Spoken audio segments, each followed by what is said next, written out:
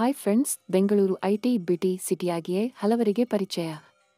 ಈ silicon city, IT city, metro city ಎಂದು ಕರೆಸಿಕೊಳ್ಳುವ ಬೆಂಗಳೂರಿನಲ್ಲಿ ಹಲವು ವೈಶಿಷ್ಟ್ಯಗಳಿವೆ.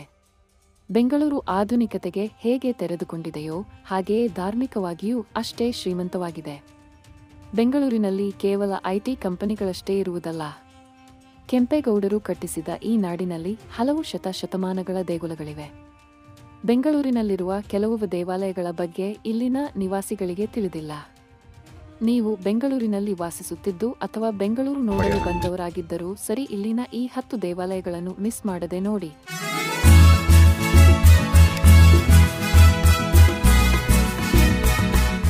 ಶೃಂಗಗಿರಿ. ಈ ಷಣ್ಮುಖ ದೇವಸ್ಥಾನ ಶ್ರೀ ಷಣ್ಮುಖ ಸ್ವಾಮಿಯು ನೆಲೆಯಾದ ಸ್ಥಳದಲ್ಲಿ ಶೃಂಗಗಿರಿ ಷಣ್ಮುಖ ಸ್ವಾಮಿ ದೇಗುಲವಿದೆ. ಈ ದೇವಾಲಯವನ್ನು ಭಾರತದ ಸಾಂಪ್ರದಾಯಿಕ ಶೈಲಿಯಲ್ಲಿ ನಿರ್ಮಿಸಲಾಗಿದೆ. ಇಲ್ಲಿ 6 ಮುಖಗಳ ಸ್ಫಟಿಕ ಗುಮ್ಮಟವೂ ಇದೆ. ಈ ಶೃಂಗಗಿರಿ ಷಣ್ಮುಖ ದೇವಾಲಯವು ಬೆಂಗಳೂರಿನ ಪ್ರಮುಖ ಪ್ರವಾಸಿ ತಾಣ ಮತ್ತು ಧಾರ್ಮಿಕ ಸ್ಥಳಗಳಲ್ಲಿಯೂ ಒಂದಾಗಿದೆ. ಈ ದೇವಾಲಯವು ಬೆಂಗಳೂರಿನ ರಾಜರಾಜೇಶ್ವರಿ ನಗರದಲ್ಲಿದೆ. ಇದನ್ನು ಶ್ರೀ ಭಾರತೀ ತೀರ್ಥ ಮಹಾಸ್ವಾಮೀಜಿಯವರ ಶ್ರಮ ಮತ್ತು ಆಶೀರ್ವಾದದಿಂದ ನಿರ್ಮಿಸಲಾಗಿದೆ. ದೊಡ್ಡ ಗಣೇಶ ದೇವಸ್ಥಾನ ಇರುವುದು ಬುಲ್ ಟೆಂಪಲ್ ಅಂದರೆ ದೊಡ್ಡ ಬಸವನಗುಡಿ ಆವರಣದಲ್ಲಿಯೇ. ಇಲ್ಲಿನ ಗಣಪತಿಯನ್ನು ಶಕ್ತಿ ಗಣಪತಿ, ಸತ್ಯ ಗಣಪತಿ ಎಂದೆಲ್ಲ ಕರೆಯುತ್ತಾರೆ. ಈ ದೇವಾಲಯದಲ್ಲೂ ಅತಿ ಎತ್ತರದ ಏಕಶಿಲಾ ಗಣಪನ ಮೂರ್ತಿ ಇದೆ. ಇದರ ಎತ್ತರ 18 ಅಡಿ ಮತ್ತು ಅಗಲ 16 ಅಡಿ. ಗಣೇಶ ಚತುರ್ಥಿ ಸಮಯದಲ್ಲಿ ಈ ದೇಗುಲಕ್ಕೆ ಭೇಟಿ ನೀಡಿದರೆ ನೀವು ಗಣೇಶನನ್ನು ಬೆಣ್ಣೆ ಅಲಂಕಾರದಲ್ಲಿ ಕಣ್ತುಂಬಿಕೊಳ್ಳಬಹುದಾಗಿದೆ. ಈ ಸಮಯದಲ್ಲಿ ಗಣೇಶನಿಗೆ ಬೆಣ್ಣೆ ಅಲಂಕಾರಕ್ಕಾಗಿ 100 ಕೆಜಿ ಬೆಣ್ಣೆ ಬಳಸುತ್ತಾರೆ. ದೊಡ್ಡ ಬಸವನಗುಡಿ ಅಥವಾ ಬುಲ್ ಟೆಂಪಲ್ ಎಂದೇ ಪ್ರಸಿದ್ಧವಾದಂತಹ ಈ ದೇವಸ್ಥಾನ ಕಡಲೆಕಾಯಿ ಪರಿಷೆಗೆ ತುಂಬಾ ಪ್ರಸಿದ್ಧಿಯಾಗಿದೆ. ಬೆಂಗಳೂರಿನ ದಕ್ಷಿಣ ಭಾಗದಲ್ಲಿರುವ ದೊಡ್ಡ ಬಸವನಗುಡಿಯನ್ನು ವಿಜಯನಗರ ಸಾಮ್ರಾಜ್ಯದವರು ಕಟ್ಟಿಸಿದರು ಎನ್ನಲಾಗುತ್ತದೆ. ಇಲ್ಲಿ ಪ್ರಪಂಚದಲ್ಲೇ ಅತಿ ದೊಡ್ಡ ನಂದಿ ವಿಗ್ರಹವಿದೆ. ಈ ವಿಗ್ರಹದ ಗಾತ್ರ ಸುಮಾರು 15 ಅಡಿ ಎತ್ತರ. ಇದು ಏಕಶಿಲಾ ನಂದಿ ವಿಗ್ರಹವಾಗಿದೆ. ಪ್ರತಿ ವರ್ಷ ಕಾರ್ತಿಕ ಮಾಸದ ಕೊನೆಯ ಸೋಮವಾರ ಮತ್ತು ಮಂಗಳವಾರದಂದು ಈ ದೇವಾಲಯದ ಆವರಣದಲ್ಲಿ ಕಡಲೆಕಾಯಿ ಜಾತ್ರೆಯನ್ನು ನಡೆಸಲಾಗುತ್ತದೆ. ಗವಿ ಗಂಗಾಧರೇಶ್ವರ ದೇವಾಲಯ 9ನೇ ಶತಮಾನದಲ್ಲಿ ಕಟ್ಟಿಸಲಾಗಿದ್ದು, ಈ ದೇವಾಲಯವು ಗುಹೆಯ ಒಳಗಿದೆ. ಬಂಡೆ ಕಲ್ಲುಗಳನ್ನು ಕೊರೆದು ಇಲ್ಲಿ ದೇವಾಲಯ ನಿರ್ಮಿಸಲಾಗಿದೆ.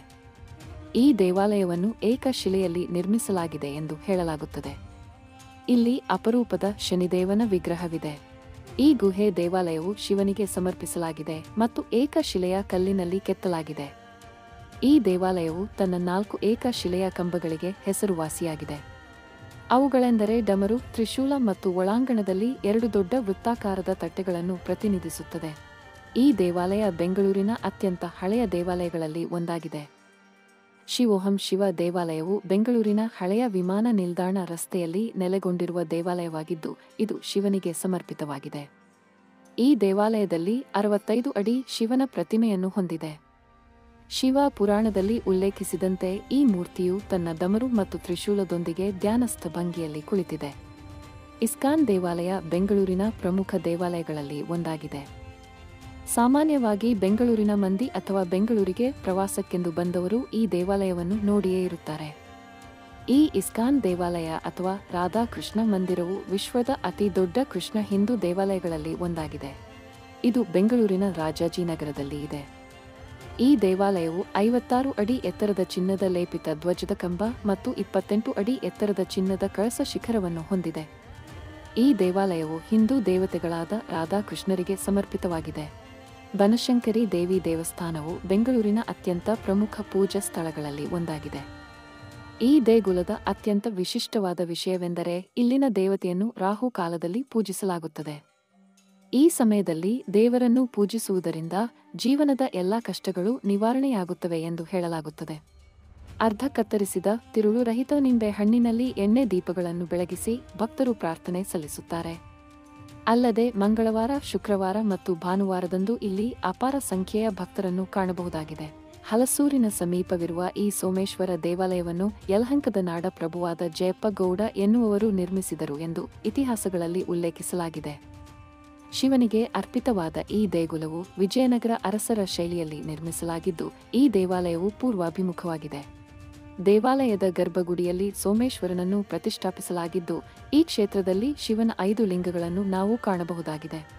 ಇಲ್ಲಿರುವ ಶಿವಲಿಂಗವನ್ನು ಸೋಮೇಶ್ವರ, ನಂಜುಂಡೇಶ್ವರ, ಅರುಣಾಚಲೇಶ್ವರ, ಭೀಮೇಶ್ವರ ಮತ್ತು ಚಂದ್ರಮೌಳೇಶ್ವರ ಎನ್ನುವ ಹೆಸರಿನಿಂದ ಕರೆಯಲಾಗುತ್ತೆ.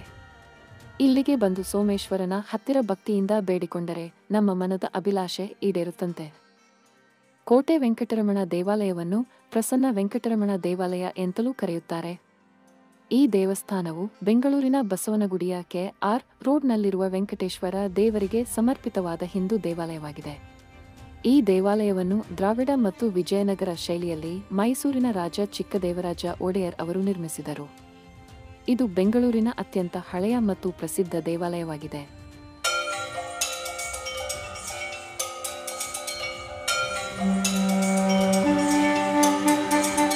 ಕಾಡು ಮಲ್ಲೇಶ್ವರ ದೇವಸ್ಥಾನವು ಬೆಂಗಳೂರಿನ ಮಲ್ಲೇಶ್ವರಂನಲ್ಲಿದೆ. ಇಲ್ಲಿ ಶಿವನನ್ನು ಮಲ್ಲಿಕಾರ್ಜುನ ಎಂದು ಪೂಜಿಸಲಾಗುತ್ತದೆ. ದೇವಾಲಯದ ಒಂದು ಭಾಗವಾದ ನಂದೀಶ್ವರ ತೀರ್ಥ ದೇವಾಲಯ ಈ ದೇವಾಲಯದ ಮುಂಭಾಗದಲ್ಲಿದೆ. ಇದು ವೃಷಭಾವತಿ ನದಿಯ ಮುಖ್ಯ ಜನ್ಮಸ್ಥಳ ಎಂದು ಹೇಳಲಾಗುತ್ತದೆ. ಕಾಡು ಮಲ್ಲೇಶ್ವರ ದೇವಾಲಯದ ಸುತ್ತಲೂ ದಟ್ಟವಾದ ಹಸಿರನ್ನು ಹೊಂದಿದ್ದು ನೋಡಲು ತುಂಬಾ ಆಕರ್ಷಕವಾಗಿದೆ.